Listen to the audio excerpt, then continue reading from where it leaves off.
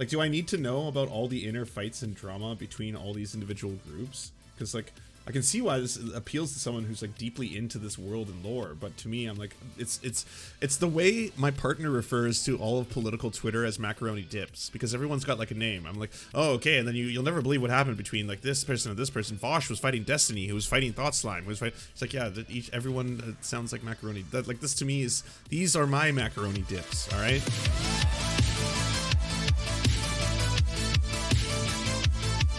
I don't know anything about this. I don't Minecraft, everyone, as you can probably tell. I've spoken about this before. I don't know how to craft said mines. I have played Minecraft, and I didn't really take to it. I understand. I get the appeal. I don't get the obsession, but I get the appeal, you know? So everyone likes sugar cubes. You collect all the sugar cubes and turn them into different things. And if you get the wood sugar cubes, you can put those into a pile, and then you can fuse them and make ore or something. I don't know. I understand in principle. I just, like, it's all Legos to me. It's digital Legos, and I get it, but I just wouldn't play with Legos now. I wouldn't look down and be like, okay. And I'm not against I'm obsessed with video games. Playing an amazing video game right now, highly recommended. Death's Door. It was recommended to me by Casey Explosion. And she was so right. It is such an amazing game. You play as this adorable little crow. I know I'm stun locking myself, crow locking myself, but crow locking is fine. And it's a blast. It's really I highly recommend Death's Door. Fun game. Anyways, I don't play Minecraft, so I'm ready to learn about this horrifying thing that happened. Apparently, it's pretty fucked up.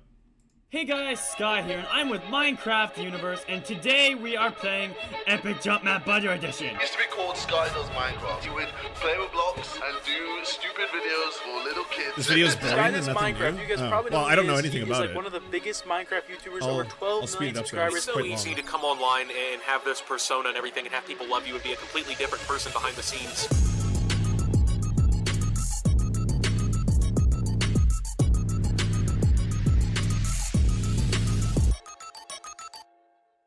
At one point or another, we've all enjoyed Minecraft. Literally everyone's saying, Bestie, what are you doing? I haven't. I don't know. Dude, was that there already? A sign? Yeah. I gotta get a closer look at this thing. I can't think of a game that's just as relevant now as it was 10 years ago when I first found out about it. Commonly ranked among the top 5 most popular video games of all time, it's only natural for Minecraft to be one of the dominant subgenres in online gaming content. The simplistic, relaxed nature of Minecraft often allows the gameplay to take a back seat, giving the personalities of those playing it a chance to shine through. Dude, I had a bagel.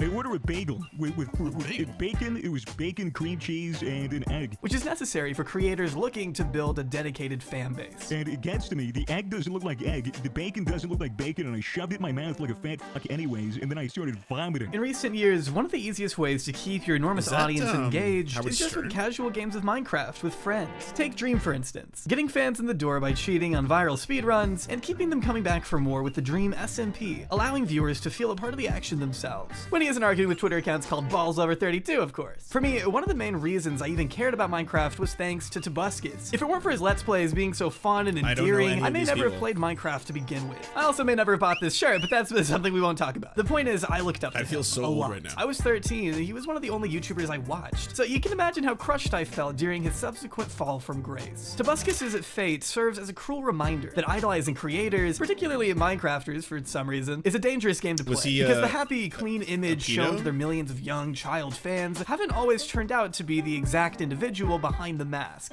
Yeah, Why does I think this keep Dream is happening? for the most part. Now, I'm talking about someone with a much more extensive and corroborated track record of alleged wrongdoings. Accusations that bring into question the legacy of one of the biggest names in Minecraft history, SkyDoesMinecraft. Don't think I'm going up there. Wait. Is that SkyDoesMinecraft? Minecraft, constantly Minecraft. Is that SkyDoesMinecraft? No, that is actually SkyDoesMinecraft. That is literally.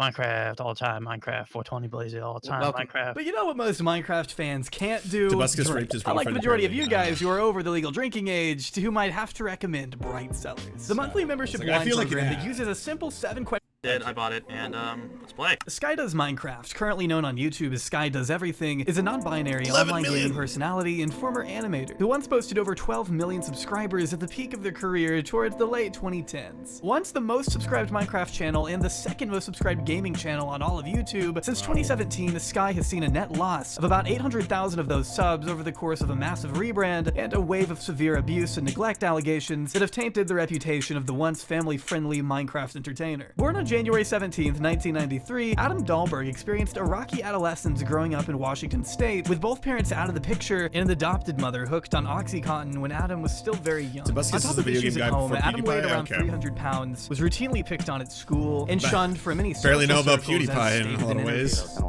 Like I feel like there's so many tiers. Like maybe it was just that's how old I am, and there was just a bigger thing. But like, you know, I knew of James Rolfe, the angry video game nerd, the one who started it all, and then I watched JonTron before JonTron got exposed for being a fucking massive racist.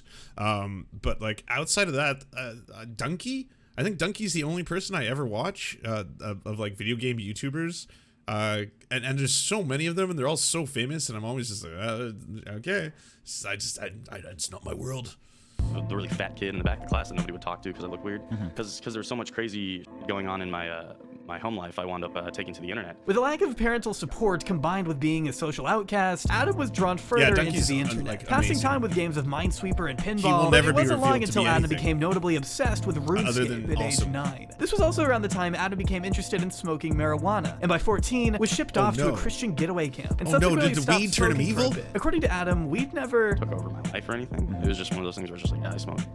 I know a lot of people where it's really taken over their life. Yeah, I mean, dabs, dude. Like, dabs that is crazy too. That's a scene right there. Dabs can get intense, man.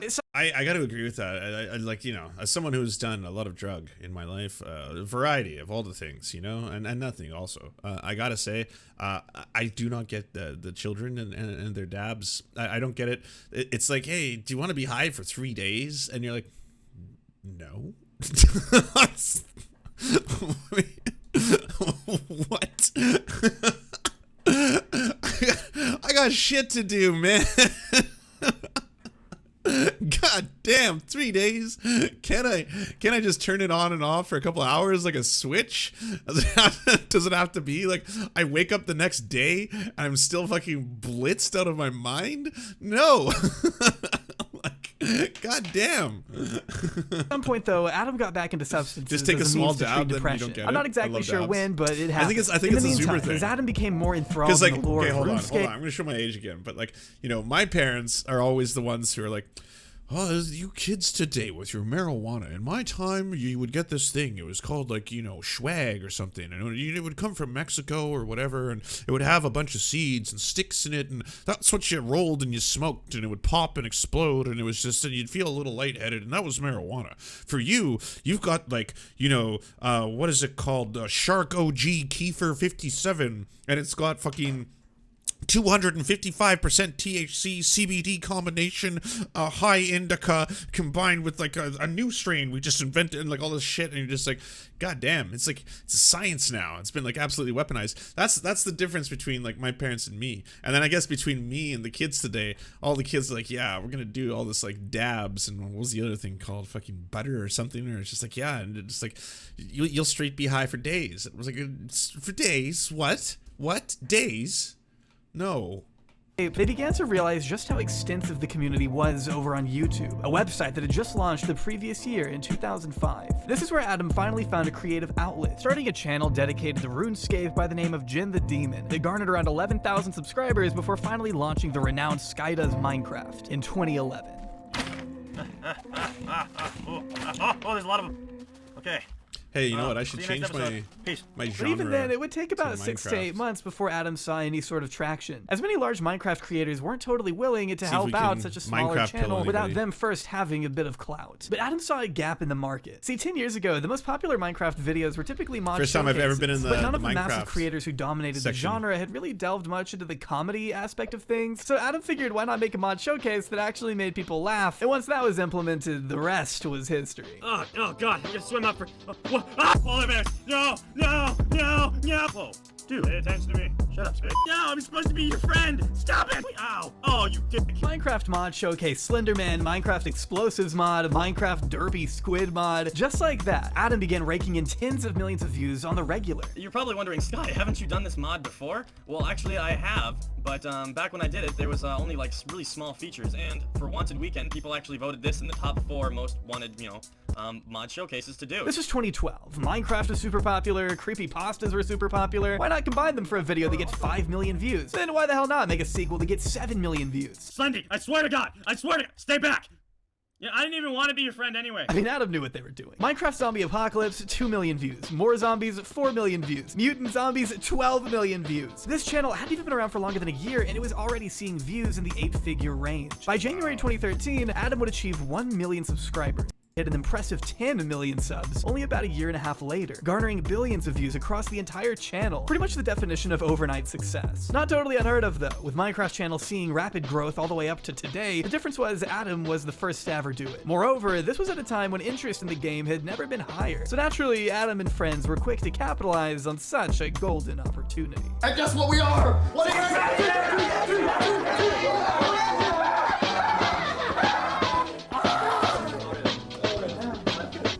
Founded in February 2012, Team Crafted was a gaming collective consisting of among the biggest movers and shakers in all of Minecraft. First conceived by now former member Deadlocks, the idea for a Minecraft group first came to fruition over a Skype call, with the goal being to combine the audiences of huge channels and build an empire of fans from across multiple fan bases. Hey, I smashed him! But I really want your sweater. Is that a sweater? That's a shirt, isn't it? The earliest recruits consisted of Minecraft Universe, the Beijing Canadian, Cedo Sorcerer, Sunday, Husky Mudkipper.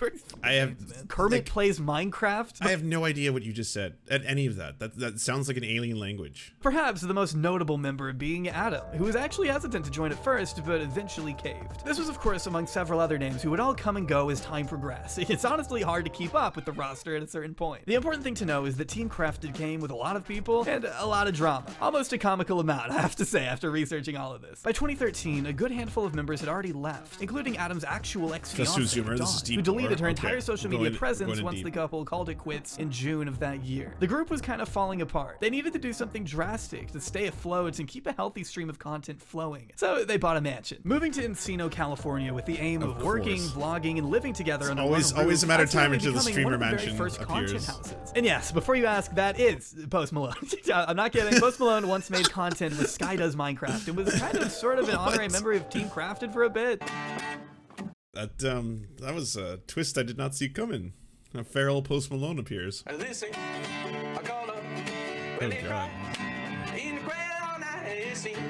Seems like a pretty talented guy. Maybe he'll make it one day. Yeah, we worked really hard on these skits, and we hope you guys really enjoy them. We had a lot of fun filming them, and Unfortunately, after hitting their stride in 2014, Team Crafted was a short-lived venture, with feuds erupting all the time between members. Cedo Sorcerer even went public in saying he had been kicked from the group with no explanation before their move to California, directly pinning the blame on Beijing Canadian. This caused a rift between everyone in the community, as according to Cedo, Deadlocks was the only member to fight for his involvement in the group. Adam eventually took to their now defunct Tumblr page to admit their goal was to always push their content away from strictly Minecraft, Preface and more towards tattoos, live Post skits, Malone. vlogs, and music videos. Because Cedo wasn't comfortable with having his name, face, and location plastered all over the internet, he was cut from the group that August. Cedo went on to reject further invitations from the collective to record, but eventually accepted Adam's apology and clarified with fans he was back on good terms with the team after the fact. It wasn't until Adam inexplicably left Team Crafted in March of 2014 that more rumors would begin cropping up, with little to no explanation behind.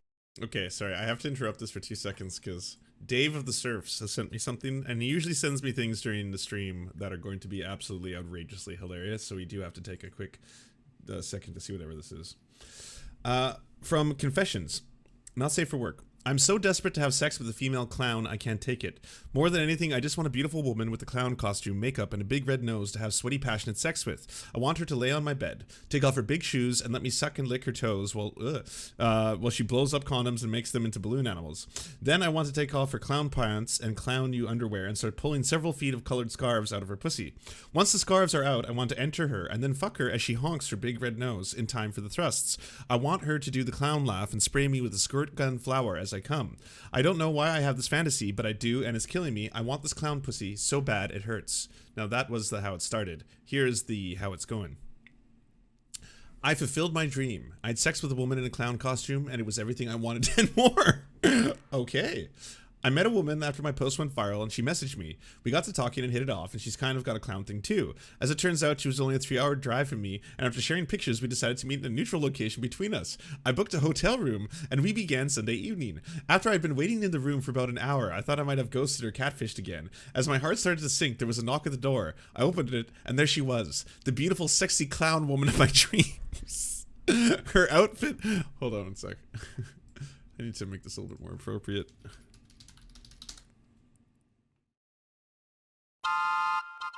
Okay, there we go. Her outfit, her makeup, and big red nose were perfect. So perfect, it ached. She came in and started making balloon animals, and we had a little bit of small talk, and she put them all over the bed. Then we made love. The hottest and most passionate sex I could have ever imagined. And she had plenty of clown antics to surprise me with, including hitting me in the face with a small pie. As a surprise when I came the first time, and honking her nose. Oh, after hours of lovemaking, we sat there, holding each other and kissing while I occasionally honked her nose and tried to hold back my tears of pure bliss. I couldn't. I was so happy to have the connection that I've been denying myself because it's weird and what I've decided for so long, holding her in my arms and legs after quivering from the orgasms. I cried as she held me because I was so happy. Oh, well, I'll turn off the carnival music for this part. This is touching.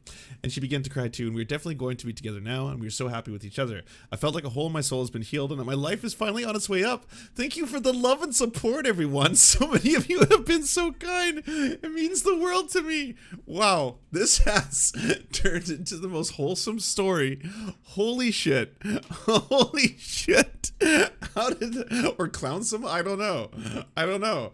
Hey, there's love for everyone. There is love for everyone, and it's just a matter of time of finding that person. That's amazing.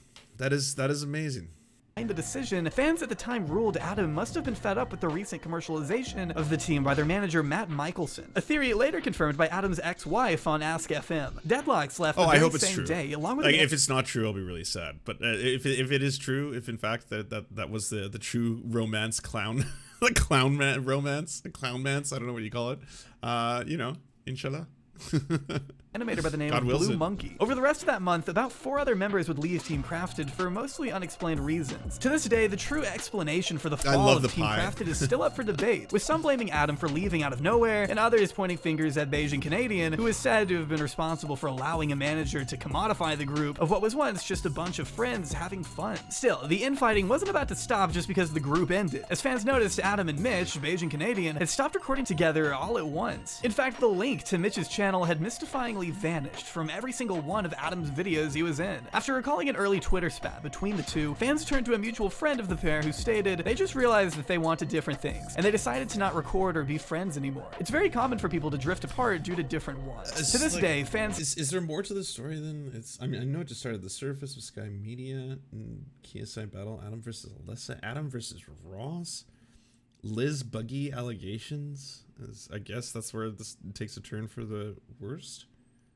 Like, do I need to know about all the inner fights and drama between all these individual groups? Because, like, I can see why this appeals to someone who's, like, deeply into this world and lore, but to me, I'm like, it's the way my partner refers to all of political Twitter as macaroni dips, because everyone's got, like, a name. I'm like, oh, okay, and then you'll never believe what happened between, like, this person and this person. Vosh was fighting Destiny, who was fighting Thought Slime, who was fighting... It's like, yeah, everyone sounds like macaroni. Like, this to me is... These are my macaroni dips, all right? Every single one of them. It just illustrates a history of problematic behavior. Okay. One typically being between 45 minutes to an hour in length. Employees at Sky Media would spend their days in the studio, hours on end, recording voiceovers for characters like Bacon Man and Hash Brown Hank. Well, I'm over here, Bacon Man. Where's Hash Brown Hank. If I don't see 30,000 likes, I will cry. All right? No, don't cry, Bacon Man. Don't cry. Yeah, Bacon Man, it's extremely hard. No, don't cry. Prayers aren't necessary, Bacon Man. Like, I'll be honest, if my kid, like, I don't have kids, by the way, but if my kid showed me this, I would definitely look down and be like, I don't get this. I don't, like, maybe it's just a generational gap, you know? And I do like Zoomer humor, too. I find Zoomer humor to be quite hilarious, but not this. Needless to say, they had their work cut out for him. Eventually, a channel now called Office Antics was launched, where several employees of Sky Media would post challenges, improv comedy, gaming, and try not to laugh videos, not unlike what Smosh used to do. Alright, hey guys, Sky here, and it's the first episode ever of Real Life Do Not Laugh. You can't tell my name's not on the scoreboard. It's because it's gonna be a battle to the death between all these guys. It's gonna be crazy. Yeah, inactive currently is Sky Media really is no more. Something we'll delve further into a little later. Throughout 2016, while working at the offices, Adam quietly started to lose that passion for Minecraft on account of a couple reasons. For one, the community was no longer what it used to be. The genre was becoming increasingly saturated with more Let's Players, and Adam found it hard to keep up with the child-friendly zeitgeist.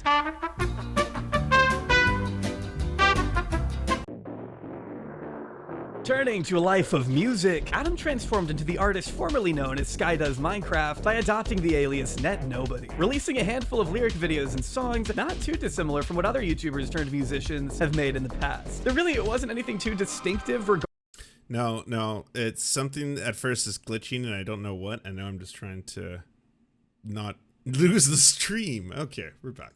regarding Adam's new hobby. At least not Ghosts until in the KSI OBS. got involved. Or maybe my old stream deck what you is said acting to up again. me, KSI. Don't be salty now. Maybe if you stopped trying to be a wannabe Post Malone and went back to playing with blocks, you'd be happy again. What is it going to be like when you get absolutely destroyed by a retired Minecraft YouTuber? Haha.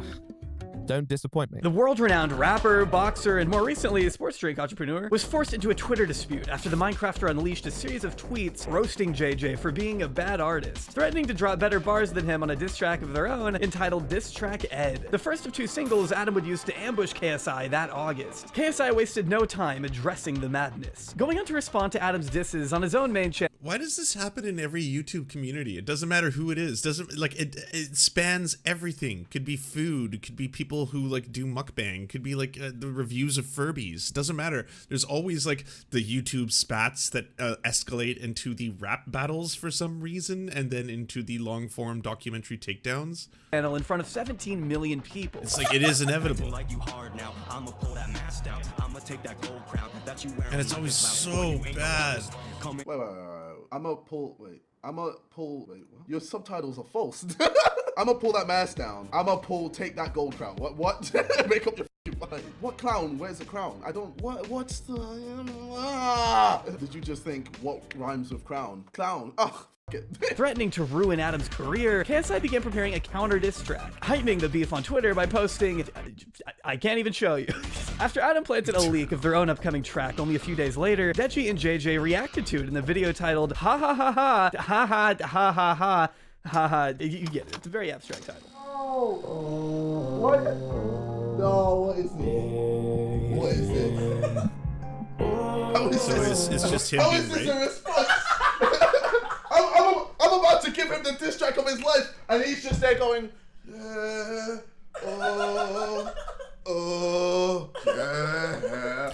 I can't imagine trying to explain this to someone else. This is where Adam vowed to drop their account. Someone's like, hey, so, do you know anything about Minecraft? I was like, I guess I know some things about Minecraft and the Minecraft lore, and I do have a story I could tell, but, I'm not proud that I do know this. I don't feel better for it. Counter diss track on KSI the very same day as him, which probably wasn't the best idea in hindsight, seeing that KSI went to extreme lengths to make sure Adam was in fact ruined, making the beef especially personal by firing off a lethal set of bars alluding to Adam being an abuser, a wife beater, and a deadbeat father, even flying out the mother of Adam's son as the final nail in the coffin. Even after all these years, I gotta admit, KSI kinda took the fucking W. This only devolved into Adam having an emotionally charged breakdown in front of millions of people shortly after, proving this was more than just music. Yeah, I shit the fucking bed once. Like, well, twice, actually. I did it again in this new relationship. It was awkward. But, like, I'm not gonna let this shit happen to me. Because if I don't disprove this, then I'm leaving a fucked up legacy for my son. And I'm not gonna let that happen. I did so much for her. I paid her through beauty school. I just wanted her to succeed in life, even when she was at her lowest. Before she met me, she was like fucking underweight. She didn't know what the fuck she was doing with her life, and all I wanted for her was to find her goddamn purpose. Adam was finally facing what would become the first of many damning allegations against their character, although it wasn't taken too seriously. Why does anyone give Keemstar anything? Like, why would you ever give him content? Like, and like, not only content. Like, I wouldn't even give Keemstar fucking like, hi Keemstar, bye Keemstar kind of thing. Like, why would you tell him some of your biggest secrets or like biggest things going on in your life? didn't last long, because after a few more Twitter exchanges and a subtle sneak diss on a future KSI track, the two seemed to be on pretty good terms by 2020. Regardless of how brutal KSI's language was, the situation only served to amplify Adam's music career, and revived a brand that had been faltering for the past couple of years. Sure, it may have been in a negative light, but Adam was finally being talked about again. And at the time, that's all that really mattered. And I appreciate everybody sticking along with me during my, I guess, path to self-discovery. I know that it's no secret anymore that me and Elisa have separated, and, you know, along with that, we have a kid, so there's a lot of things happening on the personal end of the spectrum that makes things a little bit difficult and, you know, makes things a lot harder for me. Adam's life had changed drastically between 2014 and 2017. After breaking up with the mother of their child, Elisa, in January, the two would be involved in a series of public spats regarding what seemed like personal relationship issues, with Adam making very serious allegations against Elisa, who at the time urged the public to take Adam's mental state into consideration, chalking Adam's behavior up to a manic episode and claiming they needed help. Despite everything, the couple would get back together by March of 2017. Only for a short period of time though, as it wouldn't take long for Adam to go on yet another Twitter rampage in June, publicly accusing Elisa of chronic cheating, mental and physical abuse. This would later be recontextualized by Elisa herself in 2022, claiming the reason behind her arrest was because she had finally retaliated against Adam abusing her. According to her, after Adam cornered her and screamed in her face that they would do everything to make sure the court saw her as an unfit mother, she punched Adam in the neck and was taken into custody shortly after. When the cops showed up, Elisa was terrified that telling the truth would cause Adam to lose their job, and thus would leave no one fit to take care of Mason, their son. And as a result, she spent her son's first Easter in jail, all because Adam refused to send bail money. For 5 whole days, Elisa sat alone in the jail cell, all for defending herself against Adam's alleged reprehensible behavior. Over the coming years, Adam was able to use this as leverage over Elisa, even attempting to dox her over the incident, which Adam basically already did back in 2017 with their ex-fiancée Dawn, encouraging fans to look up their residents in an attempt to somehow prove innocence. If you want to see if there's any like merit to the claims with Dawn, if like I was abusive or anything, the house that I lived at was go ahead and check my name on that, see if there's any arrest records, or go ahead and see if there's any I guess proof that there was anything really crazy that happened. Okay, so I just had a thought.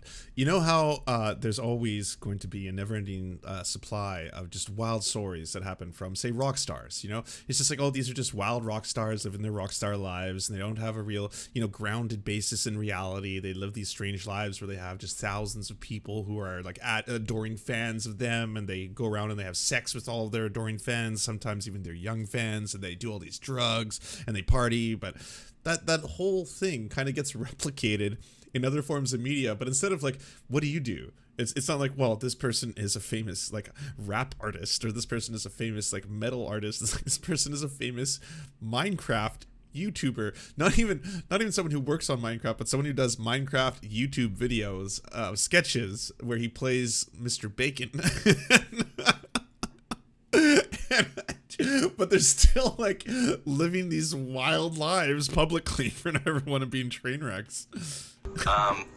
You know, just do the information yourself, find it yourself. I don't want to get too far into the new wave of allegations though, before first setting the stage for Adam's alleged behavior. Because the truth is, those in Adam's life have been speaking out for years without being taken seriously. My case in point, your pal Ross. Like, at the end of the day, dude, your perspective is your perspective, and my perspective is my perspective. My receipts can say different things, your receipts can say different things. Your pal Ross, formerly known as House Owner, is a gaming YouTuber who once worked at Sky Media alongside roommates Max, MythZen, and Tim.tv, who all ended up quitting around the same time in May 2016. Now, fast forward to a video Adam published on April 2nd, 2020, reacting to old content, in which Adam made some vague allusions to a falling out with Ross over Sky Media. You know, all of the I get so many comments in every fucking video. When are you gonna do shit with Ross again? Horse. Listen, I don't know. Ross is the horse. I like give you guys life advice as We had a pretty bad falling out over Sky Media. I don't even actually remember, but apparently it was pretty bad to him. It's just drama. I'm already over it. Whenever he's down to move past it, he's down to move past it. But you know, I'm over it. I've discovered and realized that it's just really not worth it, and I'm just being open about it. You know, if you ever watch this video, dude, like, why don't we just settle this over a game of Smash Bros? Eventually, these strange and unprovoked comments got back around to Ross, who was compelled to make this post to YouTube and Twitter, in which he aimed to provide further context for the aforementioned falling out. The truth was, Ross left Sky Media because he no longer had creative control over the channel he initially sold to Adam to become a part of Sky Media. When he left, he was given the choice to either buy the channel back from Adam or start fresh with an entirely new persona. Because Ross didn't agree on the asking price, he chose the latter, and thus the Your Pal Ross name was born. Afterwards, he claims, the two struggled to maintain a friendship, since it still sucked having to give up the channel he had created as a kid. Seeing all the new changes made to House Owner over the years was kinda tough. One day, Adam became weirdly antagonizing towards Ross over a tweet made by his roommate Tim, which had to do with PewDiePie's recent content feeling burnt out, which basically devolved into an all-out argument that his other roommate Max was manipulating Ross into being against Adam. Once Max found out about Adam's assertions that he was being manipulative, he broke down and blocked the CEO along with Ross, who wanted nothing to do with Adam from that point on. Since then, Ross has been at the receiving end of hate from Adam's community, both at their own will and at the word of Adam, even years after the dispute occurred. Additionally, Ross claimed Adam had threatened to bleed him dry in court if he ever spoke out about their time together, a phrase we'll all start to know and love as this video progresses. Regardless, Ross's statement was met with vitriol and doubt from fans, as well as total retaliation from Adam personally, who blasted Ross on Twitter over the coming days. Writing Ross's testimony off as his own personal perspective, accusing Ross of doing this because the Sky Does Everything channel was finally doing well again, pretty hilarious because he wouldn't be doing this if Adam had just kept their damn mouth shut. Even toning the hashtag drama-free-nobody, as Adam kept reiterating a desire to move away from drama, while actively instigating said drama on their 11 million sub channel. After becoming increasingly more hostile, threatening to delete old collabs and confusing onlookers who didn't know the full situation, Adam was eventually pushed to release their own long-winded side of the story, of which Ross would be quick to pick apart and debunk almost immediately, revealing Adam had actually lied about the purchasing price for Ross's channel, which was only $4,000 as opposed to Adam's previously stated 5-figure deal, along with Adam failing to follow through on the promise. Not only lots of characters, but if you are not in any way in this world, and these names, like, PewDiePie is the only name I recognize on a regular basis. So when he's like, and then PewDiePie, I'm like, oh, I understand what's happening now. And it's like, and that's why, you know, Mr. Licorice then moved on to the Super Beaver backwards man. And then you're like, oh, wait, what? Be getting a sales percentage if they ever sold the company. This was never written down in any contracts, and Adam's manager later clarified there would be no sales percentage as told by Adam. Additionally, Ross stated that his friend Max only left the company after being presented with a talent contract he did not agree with. Max was told he would be talent by the end of the year he joined, which never happened. Max couldn't even upload videos while waiting because Adam didn't want him growing without first being able to purchase the channel. Old and out of touch. Despite everything, he concludes the document by thanking Adam for everything they've done to help his career. Well, after this was posted, Adam lost it, absolutely berating Ross in a video published to millions of people on I'm skipping to the allegations. It's gonna rip this band-aid off. On January 23rd, the mother of Adam's second child, Elizabeth Liz Buggy, on Twitter, published a viral tweet with the caption, "It's time everyone knows the truth. I'm tired of letting you get away with this. The police know," putting the evidence below. Garnering thousands of retweets and impressions, the scathing iCloud document linked in the tweet provided an insanely detailed, insanely dark look into the internal hell Liz had been subjected to for the past several years. Allegedly, I guess I have to say, so Adam doesn't bleed me dry in court or whatever. This is also where I want to give a trigger warning, since the content we're about to look at can be reasonably difficult for anyone to listen to, especially if you've been involved in a similar situation. So please feel free to skip this part of the video if you don't want to hear the details. I totally understand, it's not an easy read. Liz begins her 4,000-word testimony by clarifying some vital info has been omitted in the provided screenshots as means to protect her and her daughter's privacy. Firstly, addressing Adam directly, Liz writes, "I'm gonna do my best to be the voice you have taken from so many. You hurt, you abuse, you manipulate, and you lie. You are a sick man. I spent months and months loving you with my entire being. I spent thousands of dollars just to come live with you. You made promises you didn't want to keep, but promises you made to manipulate my life so you could just be in control. You use your fame, your name, and your platform to hide the disgusting and disgraceful things that you claim not to do. You not only verbally abused and degraded me, the mother of your second child, you traumatized me and put me through things no one should ever have to experience. You hurt me for too long, and I'm tired of feeling afraid of you and what speaking up may bring. I had to tell people you weren't abusive because whenever I said you were, you would harass me and say horrible, horrible things. You were so unkind. I do not wish for anybody to have mental health struggles, nor do I wish for somebody, even you, to have such severe struggles. I wanted nothing but to love you and help you heal. You informed me you were bipolar and possibly on the spectrum, which was never a problem to me. That was never the case. What you hid from me is the dangerous human you were capable of being, the person you are overall." Side note, I'm gonna do my best to cover this document to its fullest without just reading it entirely verbatim. Because of the length, it's kind of hard to include everything here, but I have linked the document down below in the description, as well as an audio version for your convenience. Liz goes on to assert that she was in no way prepared emotionally or financially to raise a child, despite Adam's constant pleas to have one together. Saying stuff like, please, I want another kid, I have the money, I want another kid because Elisa keeps me from being the father I dream of, and much much more. Even when she finally became pregnant, Adam barely reacted with a small smirk and an oh cool face, as if to say they had finally gotten what they wanted and expected all along. On top of neglecting the mother-to-be, Liz went on to say Adam was constantly on the phone, texting, being secretive, deleting conversations, as if there was something going on behind her back. After trying to force Liz to join a polycule with a friend, she reportedly found conversations with Adam cheating on her, before and after she moved in. Though Adam treated them as trophies and insisted the two get married because Liz was literally pregnant, even though she told Adam she wasn't ready for that either. Adam just didn't care about her needs or desires. She was merely another facet for Adam to control. Even trying to buy her own baby, quoting a time Adam said, "If you don't want her, I'll just give you like 100 grand or something." It's like Adam saw their own children as objects that could be bought and sold like commodities. As Liz goes on, she was even forced to order rings and propose to Adam herself so that they could boast about it on Twitter. In the words of Liz, she was heartbroken and her dreams of marriage were beyond crushed. The only Minecraft goes hard, I guess, eh? Is that that's my takeaway. reason she didn't leave was fear. And now the bad boys of Minecraft. One of them doesn't pay alimony. The other one may actually choose women to be his pregnancy vessels for a price. She was afraid for her own safety and the well-being of her unborn child, writing, "You treated me and everybody as peasants and would use your popularity against us." Behavior we've already come to expect from Adam during the Ross situation. Liz continued, "You stole money from companies just to buy drugs and never do the work. I had to pull thousands of dollars I needed for food and bills out of my ass just to pay back those individuals and pay bills with what was left. They were so kind about it. I was so scared. I wanted so badly to slip them a note saying I'm afraid. I felt so numb. I wanted to die." Wanting to take herself to the hospital just to have a clean place to sleep and be surrounded by safe, trustworthy people. Liz begged for time to sleep, time away from Adam, who just didn't want to hear it even during more stable moments. Sleep deprivation just wasn't a big deal, even for a pregnant woman, evidently, according to Adam. Complaining that she couldn't lift a 200 to 300 pound washing machine while she was pregnant, throwing a temper tantrum and verbally berating her. "You're not enough and you can't do anything right. I was never allowed to stand up for myself. If I had an anxiety attack, you would call me a baby and degrade me. Yet when you would get emotional, you expect everyone to bow down at your feet and feed you love and support on a gold platter. You pressured our friends into doing drugs and would degrade them if they didn't want to. So many people spent so much money and time helping you when you needed help, yet you treated everyone so poorly when you didn't get what you want." As Liz continued, asking Adam not to smoke in the house, to which the response was, "It's my house," even if it put the baby in danger. As for Adam's other son, Mason, Liz claims she spent more time with the boy in 3 months than Adam did in a year. And it wasn't even her kid, only posting father pics when it was convenient to convince fans Adam was a good dad. The allegations somehow managed to take an even darker turn when Liz asserts Adam had not only sexually assaulted and harassed multiple girls in the past, but even paid them off with hundreds of thousands of dollars just to protect your perfect little image. You paid a girl to keep quiet years ago because you almost got her pregnant and you didn't care. You sent news to young girls. You never asked for ages because you never cared. Additionally, spreading rumors about Elisa whenever she would try to defend herself against Adam's cheating, as well as spreading rumors about Post Malone, Adam's former friend all the way back from the Team Crafted days, claiming Adam would spread. Is this the Dev Hour stream or am I in the wrong place? This is not the Dev, like not Minecraft Dev, no, but it does have Minecraft lore. I won't lie though, it's confusing and bizarre. Yeah. Much like Minecraft Dev.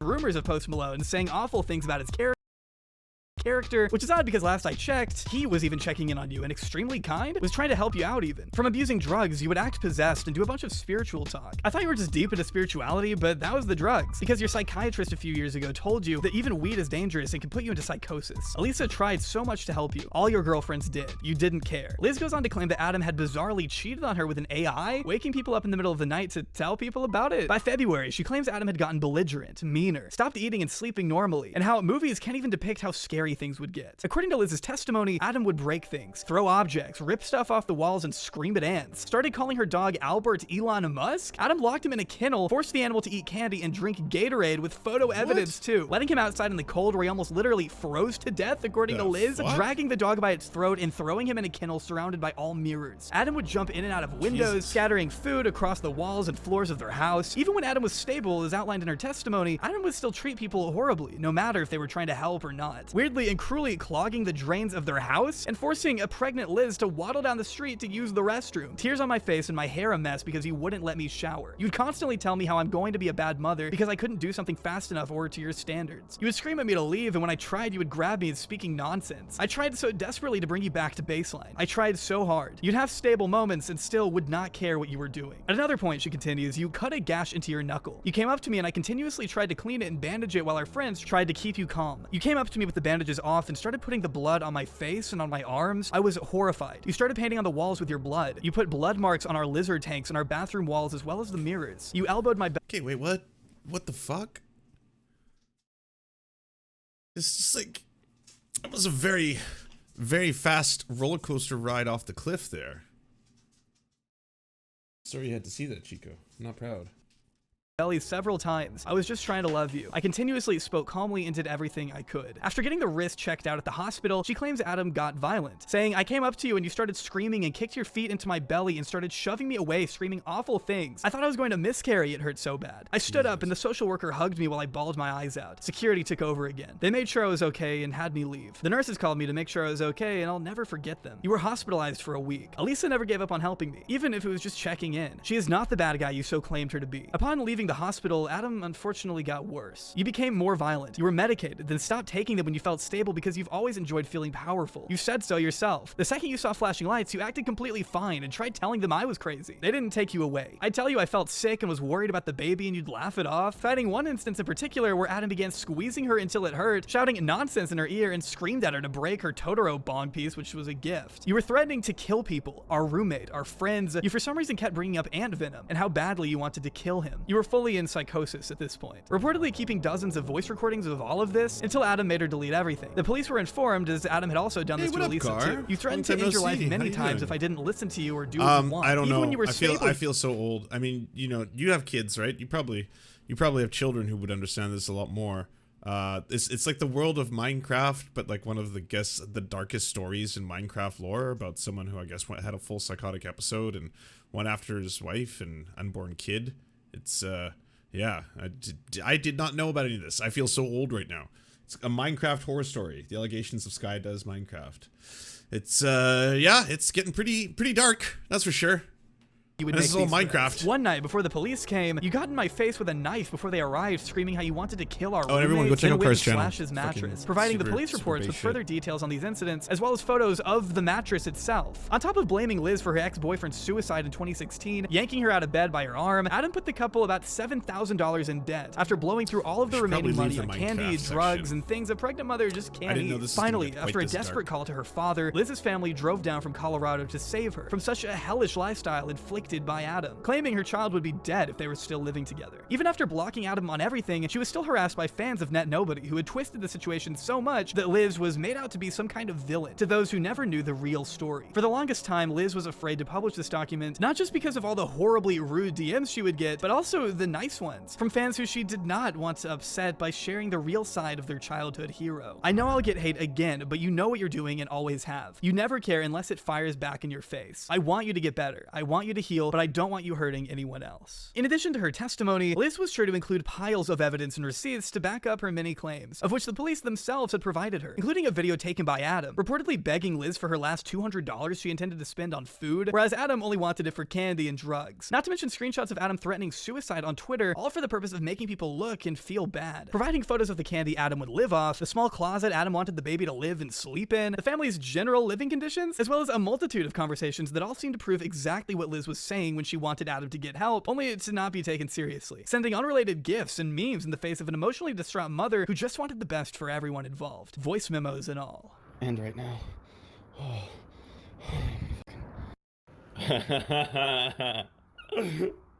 I don't respect you. Jingly jingly.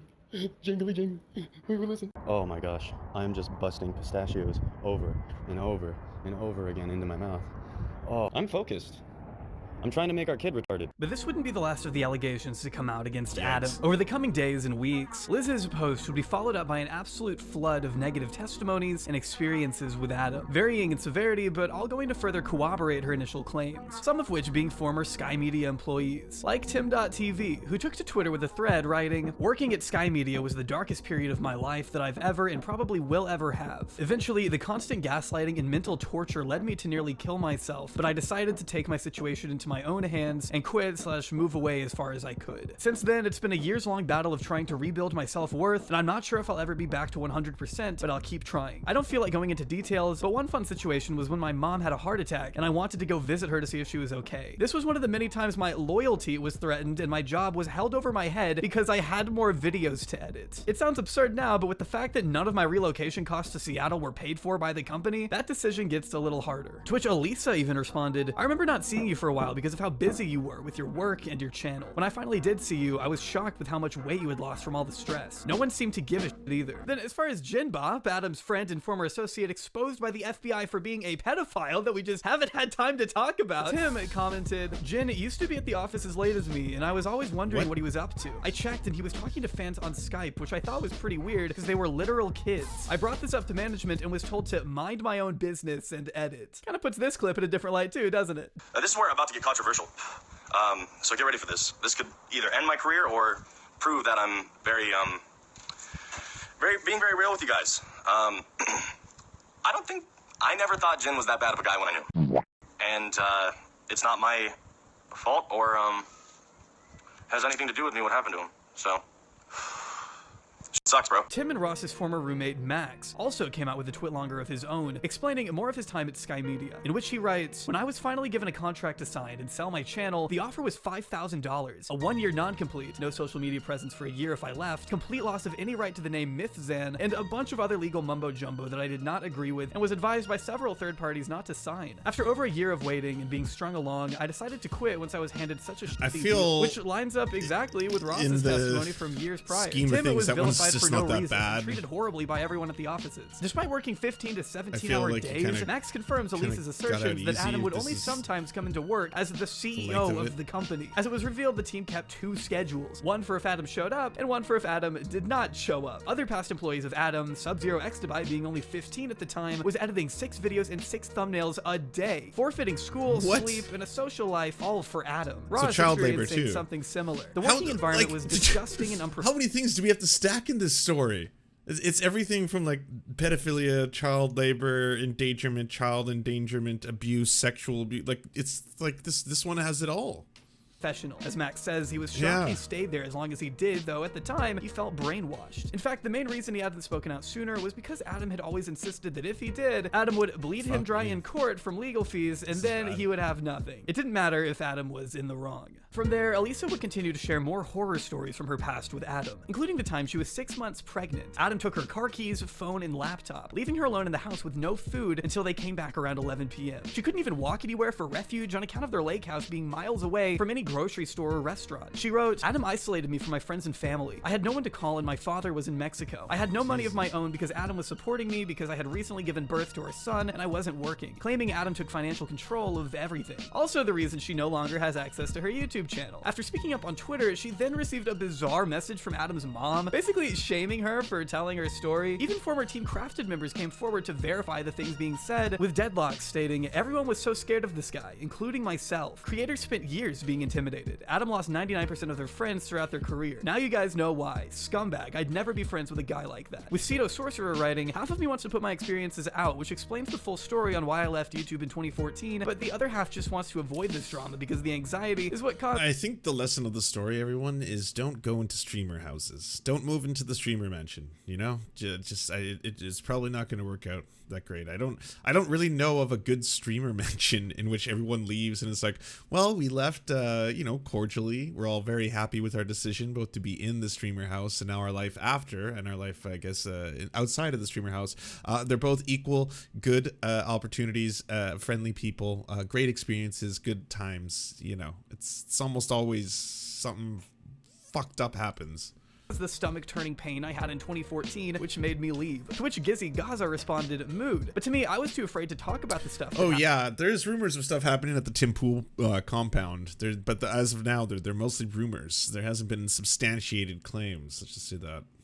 Happened in 2013 to 2014. And yes, I have anxiety, but I'm not afraid anymore. Which is why they later posted their own Google Doc, which can be summarized as Adam convincing other creators and friends not to associate with Gizzy, which they obeyed as not to ruin their connections with Adam. Gizzy was ostracized from the community, and always had to walk on eggshells when dealing with Adam especially, understandably afraid of their power, much like everyone else at the time. Adam did have a tendency to unleash their supporters on whoever dared cross them, which is most likely why the famous films refused to name Adam in June of 2020, when he spoke out about their sexual harassment then. Grabbing grabbing his cheeks unprovoked and moving in for a kiss, only to play it off as a joke. Amongst all the statements released against Adam, of which I will be including in the description of this video, one of the most anticipated was probably from Taylor and Venom, who Adam had previously threatened to murder on multiple occasions. Being another one of the most influential Minecrafters on the site, the two had sort of blown up together and shared many similarities content-wise. Starting by, I want to preface this by saying that ever since 2013, I've been kept just outside of arm's reach of Adam, so I was spared from much of what you may have heard from others. Explaining that despite a rocky friendship from 2012 to 2017, Adam would start to call Taylor in 2018, discussing radically delusional ideas that indicated a questionable mental space. Then, by 2019 and 2020, Taylor described Adam as being in some kind of psychotic state. With their home always being a wreck, Taylor was worried he might be the trigger for Adam to do something horrible, ending the statement with a sentiment that Adam doesn't deserve forgiveness, although he'd like to see them still try to earn it.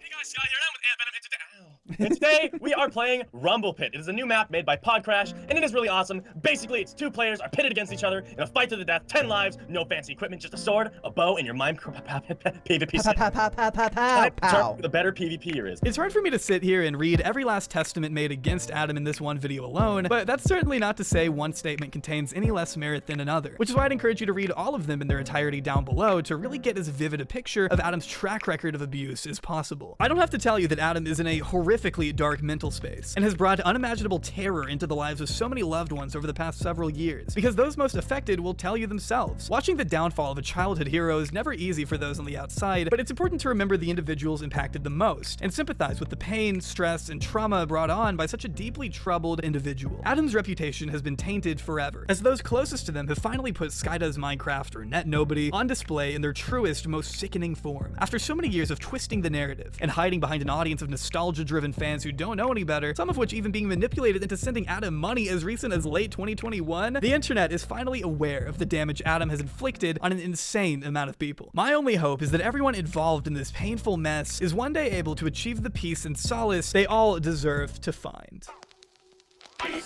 Yeah, don't have heroes. That's what I learned from that. Don't ever have a hero. I think if you have heroes, you should unhero your heroes. There you go. Because it would seem like a lot of them are pretty wild. Do you enjoy the Serfs but prefer not to have to use your eyeballs? Many are saying this. Well, we've got the solution for you. It's the Serf Times in podcast form. Available on most major podcasting networks now. If you enjoy it, please consider leaving a good review and feedback because it really helps the show out, apparently, and it's free, just like the podcast. To our gods, Xander Corvus and Peyton L. Just, we are prepared to conduct many a human sacrifices in your honor. To our monarch, Tom Spiker, we are but your humble yet incompetent jesters, trying in vain to bring some levity into your life. To our Lord Trevor R., we give you thanks for this meager plot of land for us to toil away our pathetic existence. To our brave knights, Carl Wauer, Tony, DM Rivera, Resident Scarecrow, Sir Nickus, Mayred, Cheryl Alvarez, Ruben Kelly, Brandon, Words Greenwood, Nate, Hegbert Celine, Matthew Scarborough, Stellar Vision, Ariane McCarthy, Daniel Sutton, Coulter Smith, Jenna Tal, Quiet 185, Anna Loves Riley, Omni, Riley and Anna, Poodlehawk, The Tim Caucus, Multimondi, Trevor Janis, Lemmy 101, Anthropophojak, Saren 42, Catherine, Ramon Acosta, Incosin, Agent NDN, Violent Orchard, Political Puppy, Andreas Chiringuito, Zach Christensen, Todd Buckingham, and Todd Lajeunesse. We salute our mighty heroes off to conquest some bread in some far-off land.